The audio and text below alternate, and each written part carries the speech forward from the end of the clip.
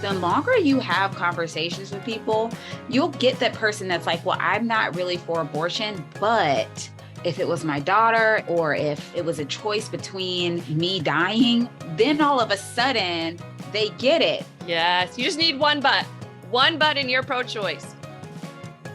We got to address the suburban women problem because it's real. Welcome to the Suburban Women Problem, a podcast for red, wine, and blue. Hi, everyone. Thanks for listening. I'm Rachel Vindman. I'm Jasmine Clark. I'm Amanda Weinstein. And you're listening to the Suburban Women Problem. Ever since the fall of Roe v. Wade, or actually ever since the Supreme Court opinion leaked, we've been talking about abortion. We've talked about it from a lot of angles, the Equal Rights Amendment, fertility treatment, sex education. But so far, we haven't done a deep dive into one of the most controversial aspects, which is late-term abortion. So that's exactly what we're doing today. Late-term abortion isn't a medical term. It's a political term used to scare people. And you'll hear more about that later in my interview with Robin Utz about her own late-term abortion. And before that, we'll be joined by Ashley All. Ashley works with Kansas for Constitutional Freedom, one of the organizations that made this month's Victory in Kansas possible. I can't even imagine what it was like being a Kansas organizer when the news came in. And speaking of important elections, you may have heard the midterms are coming up and countdown, they're only 11 weeks away. You can sign up for our great troublemaker turnout at redwine.blue. I think that was a sigh from Jasmine. Jasmine, are you stressed? Yeah.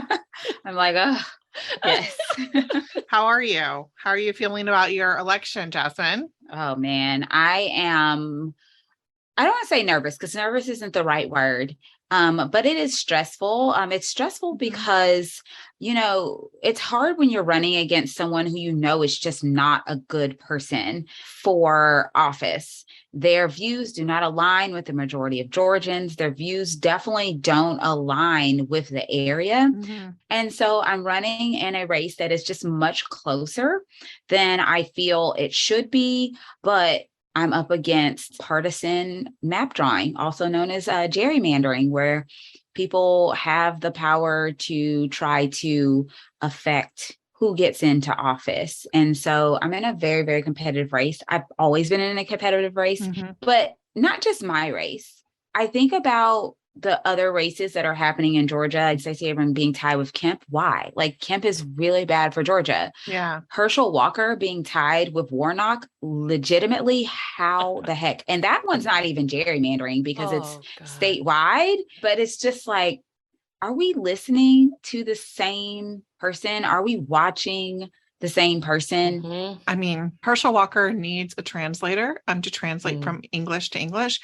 And all kidding aside, because I go back and forth about whether or not it's okay to kind of comment about him, because I don't know if I'm dealing with someone that maybe has sustained brain damage or... Which can happen to a lot of football players. No, absolutely. It's a thing. Like, you have to think, like, if my family member was doing that, I would not allow them to be up there. And I mean, the fact that it's a close race just emphasizes and underscores for me what we're dealing with. We don't have a parliamentary system where you're saying, okay, I'm voting for a party and then they're going to have like their top people or whatever. That's not what we have. Right. But that's the way the Republicans are voting. And it's very dangerous.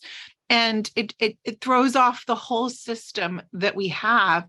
But they are behaving like, I am voting for this block and I don't care who they are or what they think or anything about them. Just they're going to go be part of this party. And it's very dangerous. It's really dangerous. I feel like we have like clickbait soundbite politics instead of conversations, right? We get this word soup and that's all you need. That's enough clickbait. That's what I'm going to vote for. That's my guy, right? Mm-hmm. Rather than a real conversation about what's really affecting our families, our communities, and we have to have those real conversations to get away from the clickbait politics. But I think that's by design though, right? Yeah. Mm-hmm. It absolutely is. Because if we had real conversations, then Republicans would look really, really bad. It would not be 50-50. Yeah. My husband and I talk about this a lot, not to get too much into like okay, you guys deal with this all the time. I mean, Alex and I are not running for office, but he helps people raise money from time to time. And, the reality is it takes a lot of money. If you want to make something an issue, talk about a lot of money. I mean, it is so much money. And the Republicans have people who, and I'm not kidding, guys, they'll be like, here's $100 million.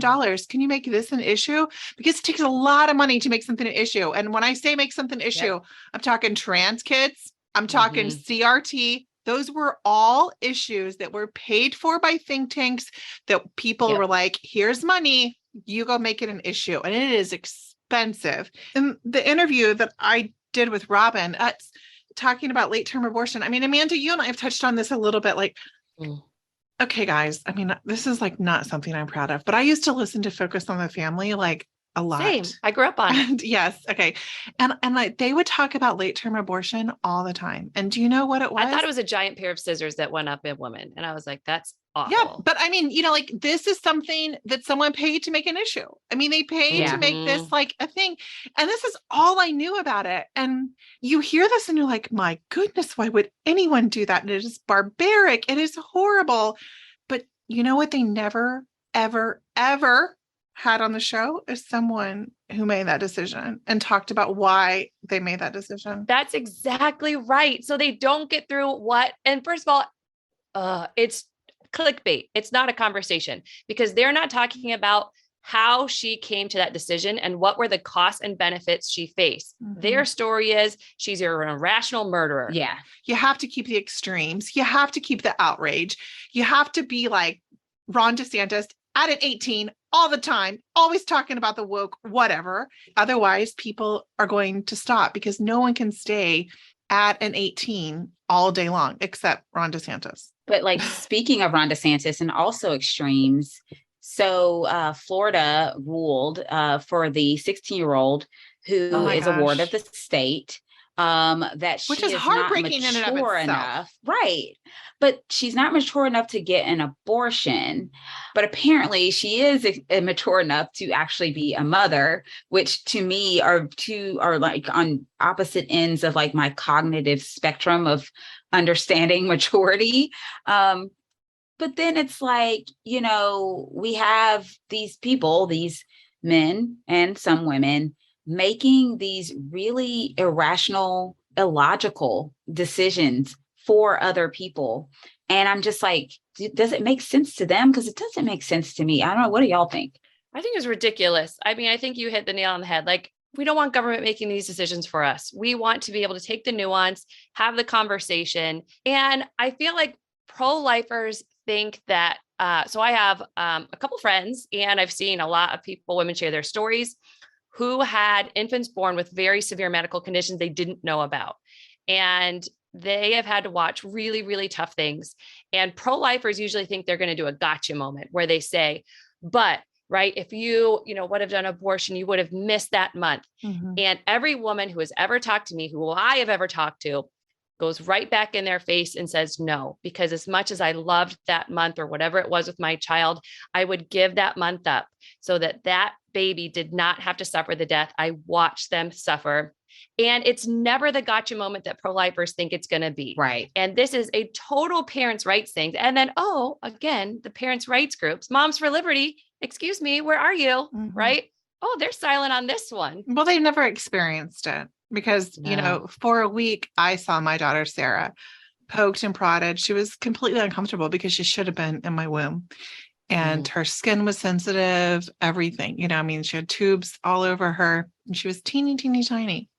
Would I have given up that week?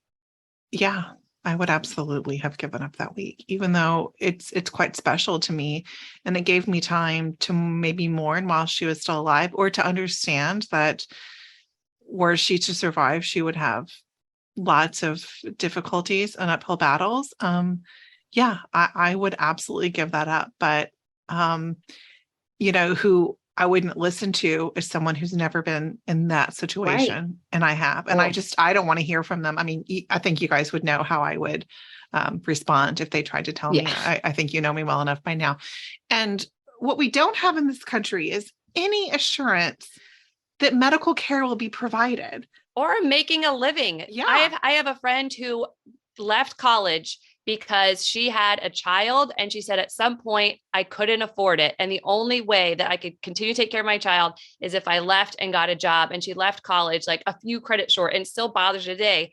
And that we don't have the safety net for the type of things they do. And I don't see any of them are advocating for it. I don't see them advocating the opposite. They advocate against it, literally. They take away universal free lunches. Like, what do you think this kid's going to need? Wasn't it just Governor Tate Reeves in Mississippi, who was bragging about not expanding Medicaid in his state, and he gave back the money? Georgia too.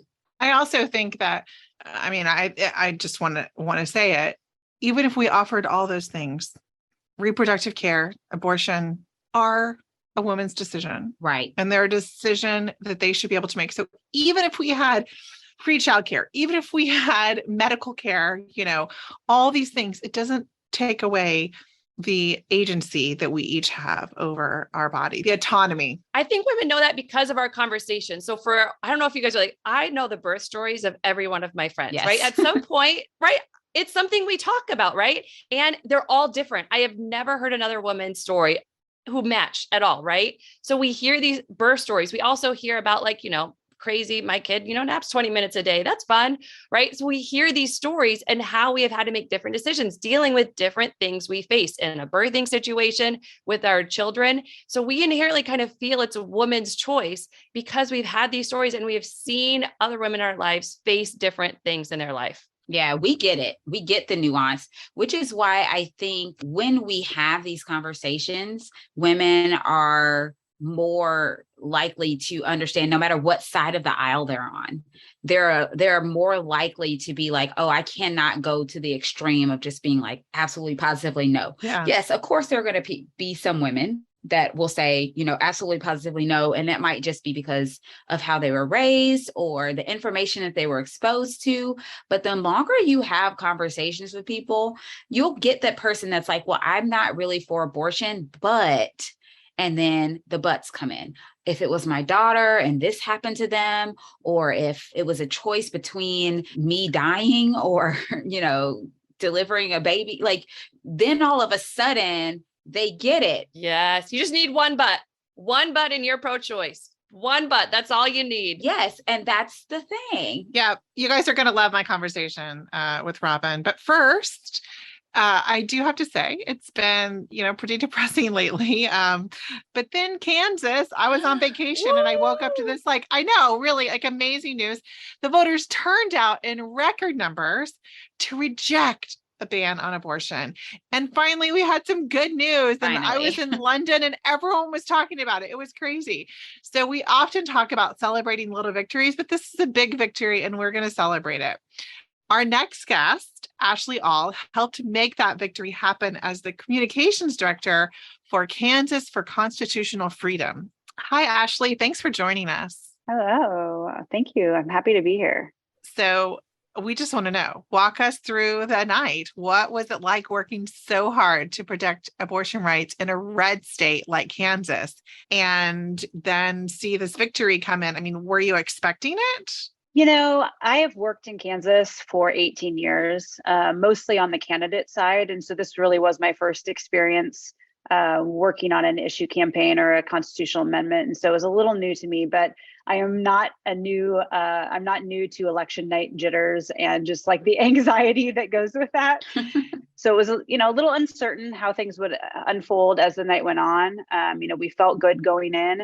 I had my daughters in the hotel with me. And so they were running around, but it was really overwhelming. I mean, quite frankly, we, as it started coming in pretty early, things looked good, but that's kind of typical in Kansas. A lot of times big counties come in, the more urban counties come in, and that is looks good for us. And then sometimes things can shift. And so by I think it was like 9:30 when I finally when they called it, I wasn't gonna allow myself to celebrate at all too early. But at 9:30, they called it, and I was overwhelmed, really overwhelmed. We were all overwhelmed as a country. So I can't even imagine how y'all were feeling. Yeah, we thought it was amazing. I have a question. What was the breakdown in terms of rural, urban, and suburban areas? So we definitely, really, did well in urban and suburban areas. I mean, Johnson County is a really good example. I mean, it is suburban, Kansas City. And so I think it ended up being somewhere around like 70% no. Oh, wow. Yeah. I think you can trace that back to the messaging and the conversations that we were having with voters across the political spectrum, who really, may have had mixed feelings about the issue, but ultimately were with us on the core value, which is that women deserve the right to make that decision for themselves. And so really, some rural counties, we won some rural counties in some really interesting places. And so it wasn't quite as stark, urban versus rural as partisan elections tend to be here, which was really encouraging. I love that you talked about the conversations you were having with people, because I think a lot of people discount the one issue abortion voters, because so I was, and my mother was as well, until you really start to talk about real women who have gone through these things and you see what it's really like, and you kind of get through some of the misinformation that you may have been told. And I could, like, my mom is flipped, right? She is a hardcore Democrat now. She votes for this. And I feel like people, even this one issue voter, that it feels like you have no shot. I feel like we have more of a shot there when we have these conversations, like you mentioned. So you also mentioned you had 4 daughters in the hotel room with you. You have said that this campaign was for them. Why was this so personal for you? So for me, I mean, obviously this is about abortion, and that is the core issue. But for me, I think just it's more than that. It is equal rights. It is, women being treated fairly and being able to make decisions about their body, about their future, about their family, all of that. And I don't think I fully realized, maybe until the leaked decision and then the Dobbs decision in June, just how it had shook me to my core, I guess. And, waking up and being like, my daughters are going to grow up in a world where they have fewer constitutional rights than I did growing up. And that is absolutely unacceptable. And so for me, I am going to do everything I can. And I think that's a commitment I made when the decision came in June, that I was going to do anything that was asked of me on this campaign to win. And that was at times really uncomfortable, because I've always been I've always been behind the scenes. I've worked with candidates. I coach candidates to speak, to do TV interviews, to do all those things, but I've never really done a lot of them myself. And so I got really uncomfortable for a while doing television, but I was going to do it for them, and I was going to put it leave it all on the field. I love that. That's awesome, because it takes away the opportunities, our daughters, like for college, for careers, it takes away so much from them. It's like torture every time I do TV. But I do it. I mean, I do it because it's important, because absolutely. Like I don't want to be in the space, but sometimes life, you don't get to choose. And so I applaud you and thank you for admitting that, because I think we have a lot of listeners who need to know this is a time when we all have to step up in all the ways that make us uncomfortable, but it is for something that's absolutely worth it. Ashley, I want to ask, because living in Georgia and we have our own version of an abortion ban, and we've got abortion bans all across the country. I'm just curious how y'all got to the point where you were voting on this. We had a really unique setup in this campaign. So we didn't want to be voting on this. Like in 2019, our Kansas Supreme Court found that there was a challenge to a law that had banned a specific procedure, and it worked its way through the court system. And in 2019, our Kansas Supreme Court found that people had personal autonomy, a right to personal autonomy in our Bill of Rights, and that included the right to make decisions about your health care, about your life, family, etc., including, in the case of women, the right to make a choice about abortion. So we had a right to access abortion in our Constitution. Obviously, that then set off a chain reaction through the political part of the legislature, and conservative anti-choice legislators wanted to eliminate that right. And the first year we blocked it from being put on the ballot, but then the second time they were able to get it on the ballot. And so they chose to put this on the ballot. They chose to put it on the ballot in August, and They chose the wording. They chose everything about A it. very jump the shark move. I'm just like blown away that y'all were able to get this accomplished. It's like, Yeah, no, I'm still in shock sometimes. But there were some really interesting stories that came out of it. I mean, as we started getting towards the end, I mean, basically from June 24th, which was the day that Roe fell, until election day. I mean, it was like work like I've never, and I've worked hard, worked like I've never experienced before. I mean, everybody on the campaign, we had a very tiny staff, and luckily we had a lot of coalition partners that were doing work as well. But all of us were just working around the clock, and our field organizers were canvassing, knocking doors. I mean, I think we ended up doing more than 600,000 volunteer phone calls and knocked on, I think, 60,000 doors. And that was just through our volunteers. And, there was one woman in a town called Pittsburgh down in Southeast Kansas who reached out to us on July 1st, like right after the decision, and wanted to be trained on how to canvass. Our field director trained her, and she and a couple of her friends knocked 1,600 doors in that county, and we won the county. wow. Okay, I have to ask, what's your pitch, right? So are you like, knock, knock, knock? Would you like to talk about abortion today? Right? I am like very curious about like your pitch, like even the TV commercial, right? You've got 30 seconds, right? What is your like opening line? Like, what is your pitch? Like, get in there and have this conversation. Yeah. I mean, for most people, we do target. So we're not sending volunteers to doors of people who are, like hardcore anti-abortion. I mean, it's just not an issue you can do that on. And so we definitely targeted where we sent our volunteers. But the conversation usually was pretty, people were pretty receptive. You'd go up and like, I just want to talk to you about the constitutional amendment that's on the ballot in August. And then the conversation starts. And what you usually find, and this is kind of across the board when we've had conversations with voters, whether it's at the door, whether it's on the phone, is that most people are with you, or most people have like some personal reason or experience with the issue. And that is what I learned on this campaign, is that most people don't see abortion as a partisan issue. Some of them see it as a personal medical issue. Some see it as, a personal moral or religious issue. But if you don't approach it in the typical partisan frame that we often have this conversation, most people, are willing to listen. And really, I mean, who doesn't have some connection to somebody who's either had a child, had a miscarriage, had, some complication? I mean, everybody brings that personal, history and experience to the voting booth. And, regardless of how they may feel personally about abortion, they also understand that there are situations that people need to be able to make that decision. Yes. Oh my gosh. So speaking of that, because I love that you said this isn't, for most people, this isn't partisan. It's not a political issue. What lessons do you think, like as a country, what do you think this means for the rest of the country? What can we all take away from what happened in Kansas? The conversations that we need to have, I think we've gone so far away from being willing to have conversations with people who are different from us, or who may have different beliefs than we do. And what I learned through this process is that when you are willing to have the conversation, and when you give people space to have, differing opinions and, maybe mixed feelings about certain things, but ultimately, we share more in common than we think.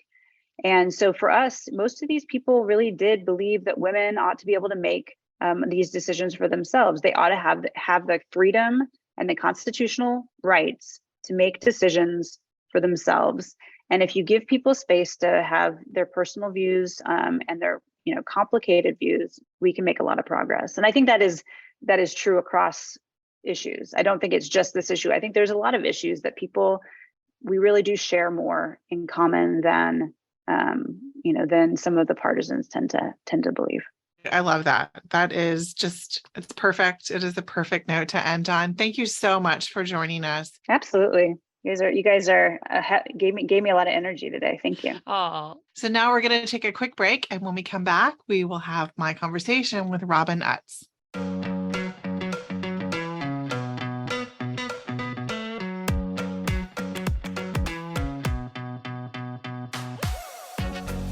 Thanks for listening to the Suburban Women Problem.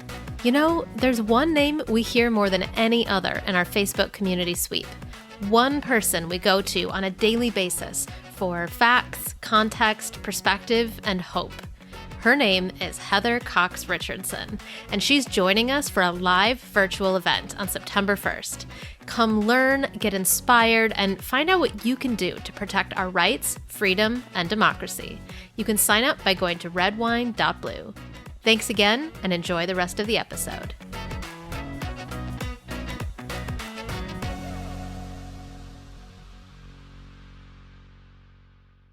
Our guest today is a mom, a storyteller, and an advocate for reproductive rights. She founded the website Defending Grace to share her own late-term abortion story and to encourage open-minded and compassionate discussions about infertility and abortion. Robin Utz, welcome to the Suburban Women Problem. Thank you so much for having me. Can you tell our listeners about your journey, your infertility journey, and about your daughter, Grace?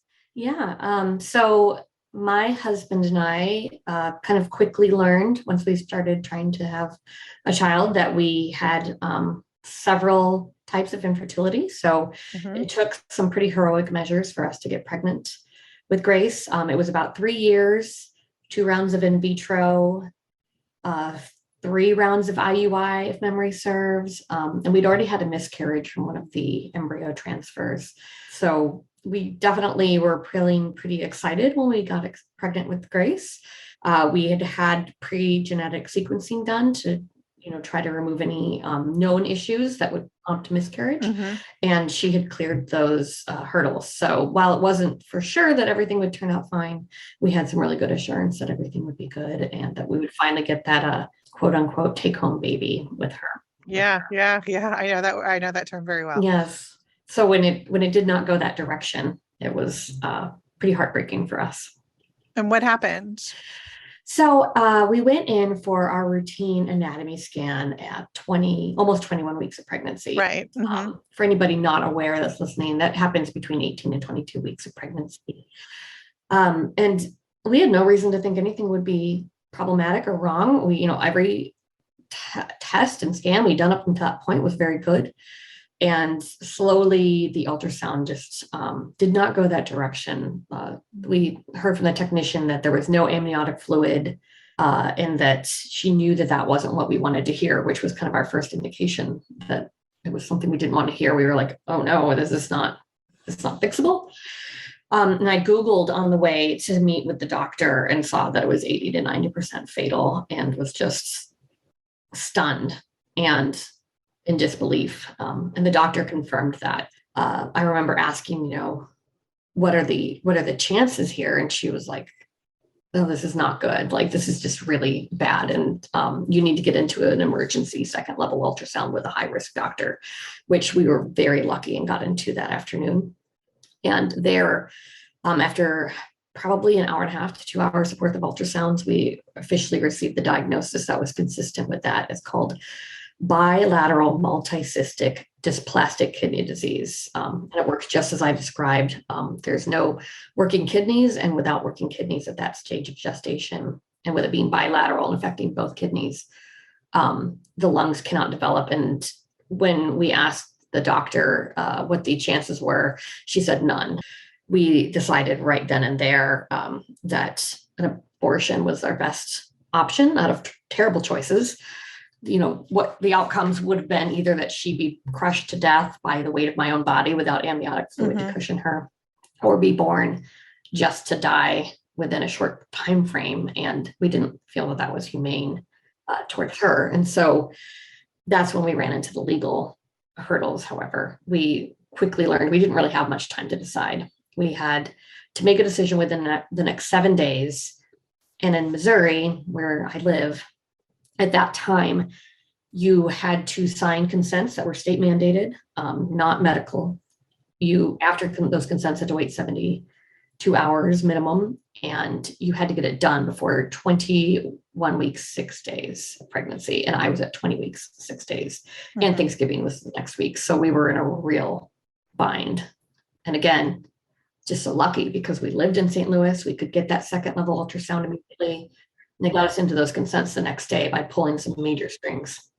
So what was the worst experience of our lives was actually so lucky, because what if we lived in a more rural part of Missouri, or couldn't get in that fast, or didn't have the money for this procedure, Sure, or didn't have health insurance or healthcare, Mm-hmm. paid time off work. So I really relate to that a lot as well, because our daughter, Sarah, who passed away, I think about all the luck that was involved, because she was born at one of the best NICUs in the whole country. And she didn't survive because she was born too early. She couldn't survive. So there was no, taking that out. So I understand, like, that is a blessing in and of itself. I mean, all the things you described, because this is the only option that you have. It wasn't as if like there's a series of catastrophic failures or missteps or unfortunate circumstances, and you could have had a different outcome. Everything was fine, but this was always going to be the outcome. So there are so many misconceptions about late-term abortion, which I'm going to tell you, I used to listen to talk shows and I used to hear this term all the time. It is not a medical term at all. It is a political term meant to scare people and really misinform people from the outset, from the name. What do you wish more people understood about late-term abortions like yours? You're completely right about the term. I try to say abortion later in pregnancy, or a later abortion, or second trimester abortion, which is what I had. And I really try to use the term abortion as well. For a long time, I called it a termination for medical reasons. And so what I've learned is that, it's important to use the word, right, as you just did, because that's what's being legislated against. And that they happen for two reasons for the most part. Either people learn new information like we did, that, a very wanted pregnancy has a fatal fetal condition, or sometimes it's that they're pregnant in the first place. The idea that people know when they're pregnant right away is a major fallacy. It's much more common than people think, that you might find out you're pregnant later. Which is very weird to both of us as people. Yes, we knew like the second. Yeah. I mean, but it definitely happens. Yes, it definitely happens. I have a friend that had a 5-month abortion because she had an IUD and had failed. She had no idea she was pregnant. But I mean, isn't that the thing though? It's strange to you and me, but we both recognize it happens. It's not been our experience, but yet we can also understand that it happens. And I think that's what gets so lost, because there's so many people out there who's, that's not my experience. Like, there's this whole idea of armchair quarterbacking other people's major life decisions that's 100%. So inappropriate to me, and so conflicting with the idea of conservatism, because it's like, you want small government, but then you want to tell me how to run my medical decision. Yes. You've been very open about your abortion, and I imagine you've heard a lot of feedback from both sides, as you said, people who are second guessing you, from people attacking you and calling you names, to, probably gratitude from women as well, I can imagine, who've been through similar things. What has it been like to be so public about something that's incredibly polarizing? There are kind of two parts to it. One, it's something I hold so firmly to my heart that I'm like, I know what I did was right for my family. And it's very firmly what I agree was right for my very wanted daughter. I think if she could have existed and said, like, this is what I would want, that she would want what we did, was, to spare her. And so I kind of fearlessly tell it because I've got such strong conviction behind my beliefs. And for the most part, people are actually really nice about it. A lot of people will be like, well, you should have an exception. You're, in your case, that's not really an abortion. And then it's a real teaching moment to be like, one, there aren't exceptions. Two, nor should they be. Everyone's reason is private and personal. And if you approve of my abortion, you approve of anybody's abortion, because it is the same.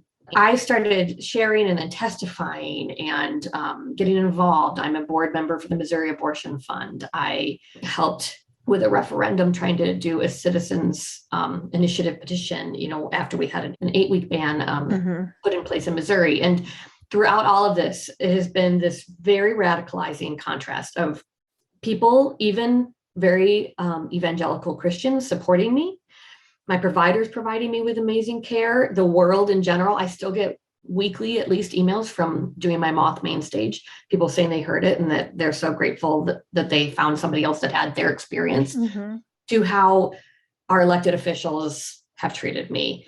I have had a state senator play with his phone and play with his pen while I testified next to him about the most heartbreaking experience of my life. I watched our Secretary of State unconstitutionally block that citizens referendum to the point that we sued and won.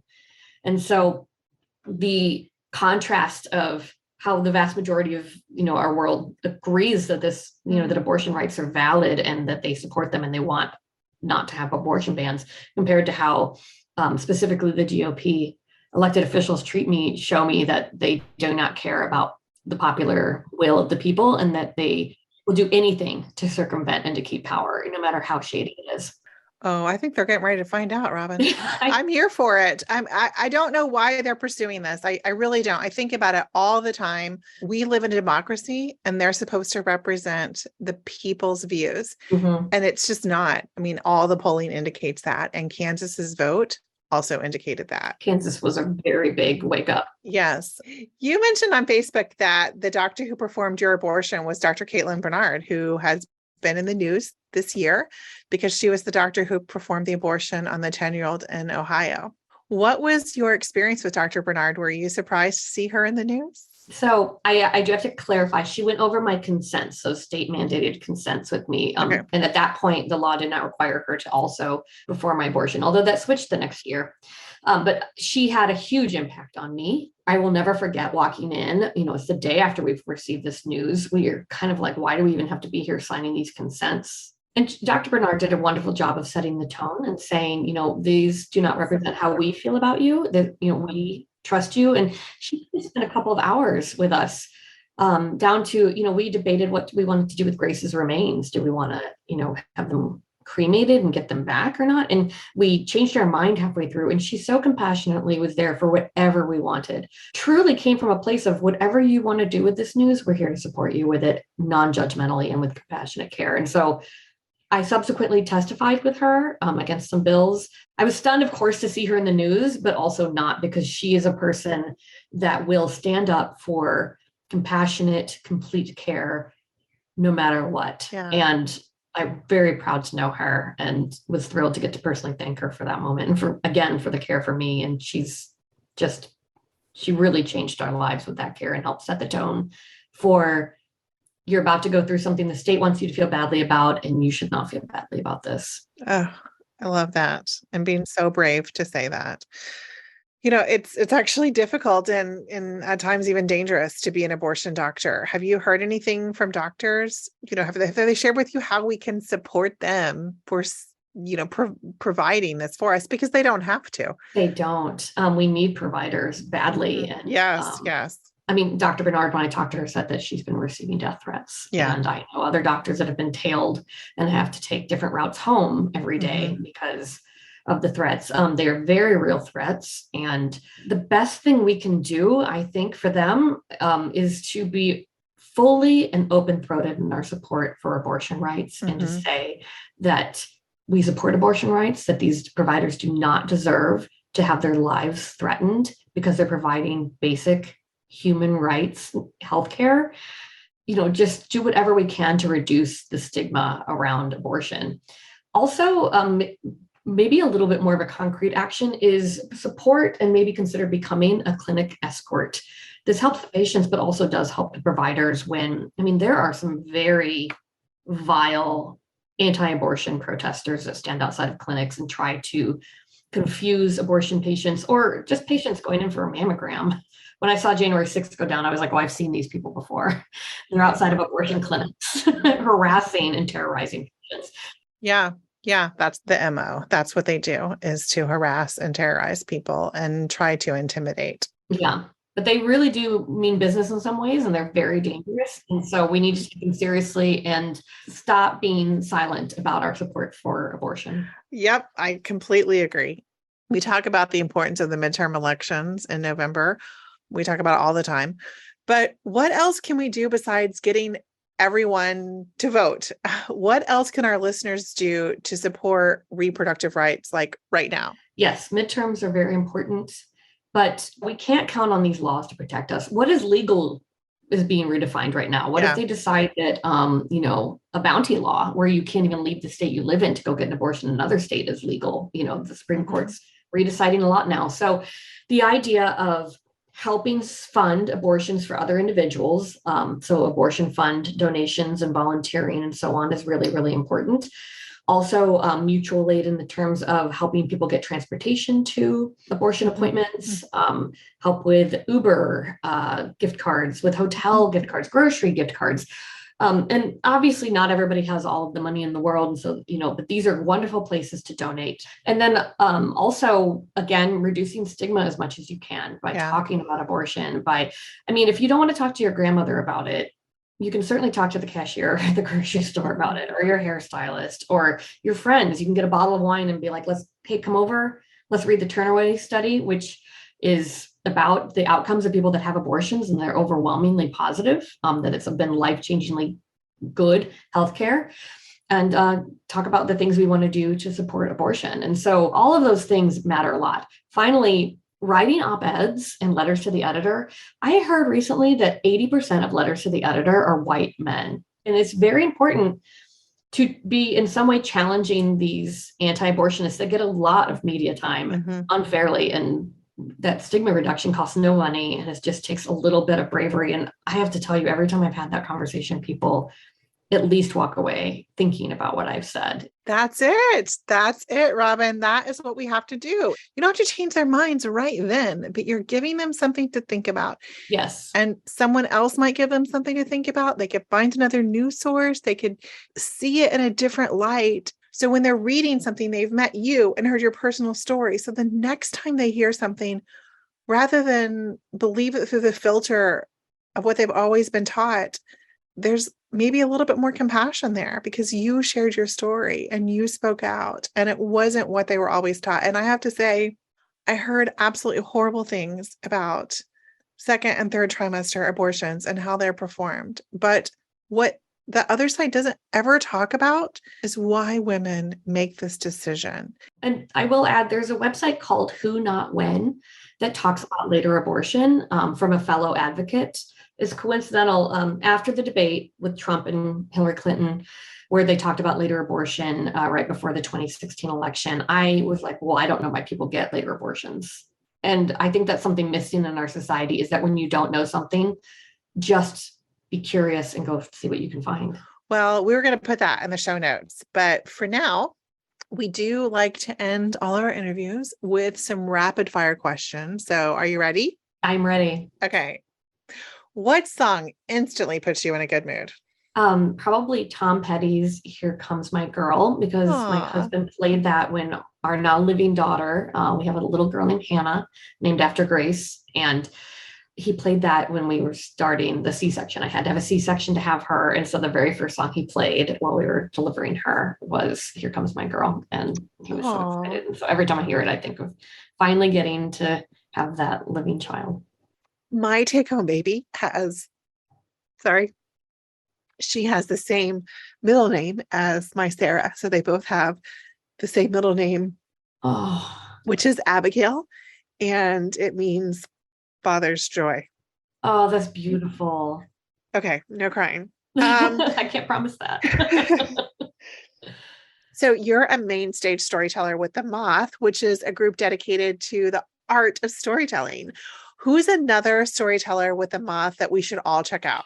I would say David Litt. He was an Obama speechwriter who wrote the book Thanks Obama, and he's since written a book about democracy and how we can all play a part and what we can do to change it and how it's working or not. And his story is very funny, but also I've learned so much from him in the process of my own advocacy and, the ways that we can affect change. Because as somebody that became an advocate right after Trump took office, it has been a real experience of the beatings will continue until morale improves. I'm sure that you can relate in a lot of ways to what I'm saying. And so he gives me some hope. I like that. Okay. I'm going to have to check that out too. Who was your first celebrity crush? The first one I really remember, and it's still my celebrity crush, is Paul Rudd, because he hasn't aged since that crush developed. Yes. Summer is almost over, but we have a few weeks left. What is your favorite thing about summer? Oh, swimming. I love swimming. I really do. And my daughter, we finally got like the pass to the local pool, and she's getting so much independence there because, it's got a lot of shallow water pools for her. And we have the best time swimming with my husband too. So that's absolutely my favorite part of summer. Aw. Okay. What is the best thing about your hometown? It's so funny. So I live in St. Louis. I've lived here my whole life, other than college, and it's a great town. And we think right now about whether we need to move or not for Hannah's sake. Yeah. Yeah. But I love St. Louis. It's a small, big town, and there's so much to do here. We have wonderful arts and sports and good schools and a real sense of community. And so I love playing tourist in my own hometown, and it's got a ton going for it. And I feel like we are getting forgotten as part of a red state. I think a lot of red state progressives are getting kind of dismissed right now by blue states that are like, oh, the state's lost and forgotten. I'm like, no, you can't forget us. Yeah. We got here because of this.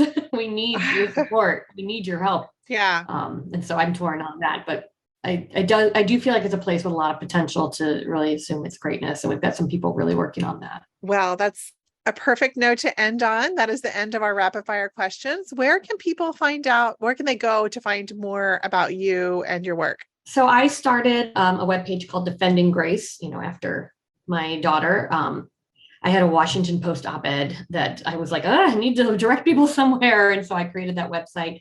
But really social media off links from that. So, Facebook has a Defending Grace page. Twitter has, I'm defending_Grace on Twitter. Those are kind of the places I'm active most. And they've been a little quiet just as I figured out my post-row role in things, but more is definitely coming soon. I've been submitting some op-eds, and I definitely have some real thoughts around where we're going next and where the opportunities are. Well, it has been so great talking to you, Robin. Thank you so much for stopping by the Suburban Women Problem. Thank you so much for having me. It's been a real pleasure.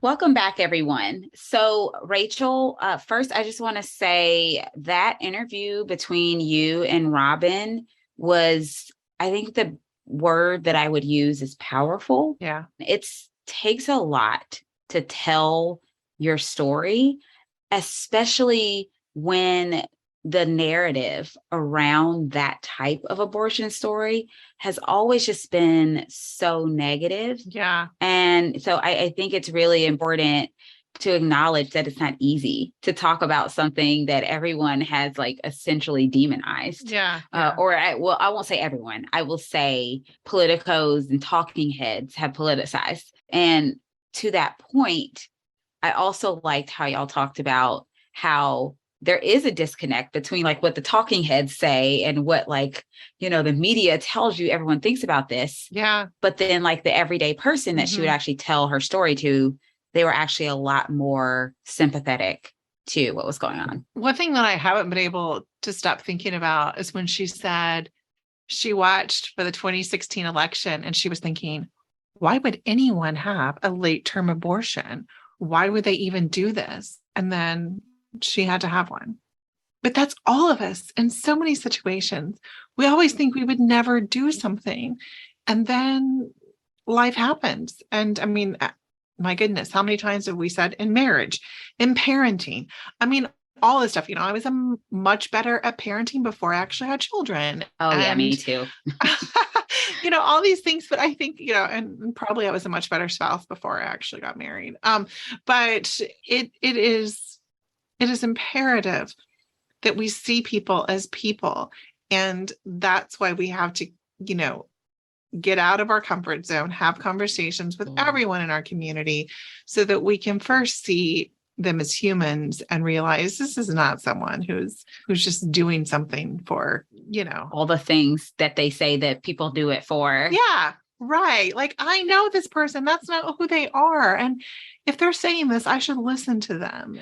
So, as you all know, we like to end our episodes with something happy, our toast to joy. So, Amanda, what is your toast to joy this week? So my toast to joy is we had a fun full day. We had a Girl Scout jamboree, and it was like a full day of badges and a lot of craziness. So I have to give a big shout out to all the organizers of this who dealt with like, it's going to rain and be an epic storm. Like, oh no, it's not. Oh my gosh, I had a similar story. I love this. It was just crazy, but it was a lot of fun, and it's fun to get out there. And I noticed a lot of the girls, I asked them like, what was your favorite part of the day? And we had a lot of moms there to go to do the day with us too. And all of them said their favorite part was just spending time with mom. Aww. So it was super cute. It was fun to like get away and have some one-on-one time with all the daughters. And it was a lot of fun. All right, Jasmine, what is your toast to joy? So mine is a little similar in the weather part of the situation. So this weekend, I shot my campaign video. Nice. And as actually, this is my third time running for office. This is my first time having like a full-blown camera crew, photographer, like producer, campaign video. We shot for 8 hours. It was a long day, but it was so fun. But the interesting thing about all of this is that we planned this out, and the saying, you can plan a pretty picnic, but you can't predict the weather. Friday, the forecast basically had it thunderstorming for the entirety of the day. No. 70% chance of thunderstorms, not just rain, but full-blown like storms. And we had planned this thing outside because it's easy to do these things outside. Number one, because you don't have to like rent a building and all that stuff. And I mean, better scenery. Yeah, outside is pretty. And I had all these volunteers showing up. And so I was like, oh man, I wonder if the volunteers are going to come now that the forecast is so bad. I wonder if the weather is even going to hold up. It literally did not rain until 5:01 p.m. We filmed from 9 a.m. to 5 p.m. And the first raindrop fell at 5:01 p.m. I kid you not. Aww. When we did a video last time, I don't want to call anyone out, but Casey's campaign manager, and it might've been also Casey. They were like, oh, by the way, the camera crew's coming in an hour. Are you and your family going to be ready?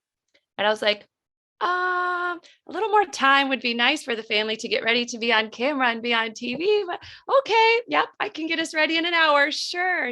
I would love to do that. And this time his campaign manager told me weeks in advance and didn't even tell Casey. She was like, hey, Amanda, Casey might forget. So I just want to make sure it's on your radar. The camera crew will be here at this time. So you have this many weeks to schedule it out. Here's some suggestions for what to wear. And I was like, oh, I love you. Oh, wow. That's very helpful. I know.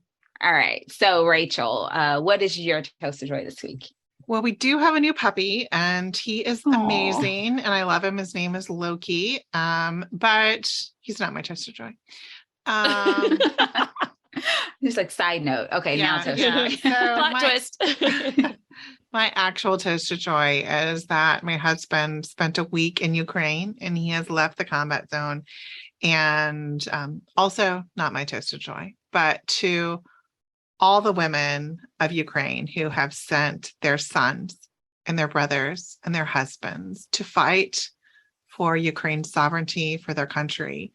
I had only a taste of what a week of that. My husband was not in combat, although I do know that feeling. I have known that feeling, but they've been going through this for 6 months. So my toast of joy is to all the brave people of Ukraine, but to the women who shoulder that in such a unique way. Actually, one of them, many women are fighting as well, but who are holding down the fort at home and keeping a smile on their face and trying to keep normalcy for the ones left behind. So again, Slava Ukraini, glory to Ukraine, glory to the heroes. That is my toast to joy. I love that. Well, thank you so much to everyone for joining us today. If you're enjoying the show, please share it with someone you know. These conversations are so important, especially when it comes to deeply personal topics like later term abortion. And the closer we get to the midterms, the more important those conversations become. So thanks again, and we'll see you next week on another episode of The Suburban Women Problem. The Suburban Women Problem was created by Red Wine and Blue. Our executive producer is Beverly Batt. Our supervising producer is Lindsay Quist. Our producer and editor is Amy Thorstensen. Our production coordinator is Abigail Martin. And our social media coordinator is Shaylee Severino. Videos by Abigail Martin and Ashley Hufford. If you want to join the thousands of women who are turning out their friends and family to vote, you can sign up for the Great Troublemaker Turnout by going to redwine.blue.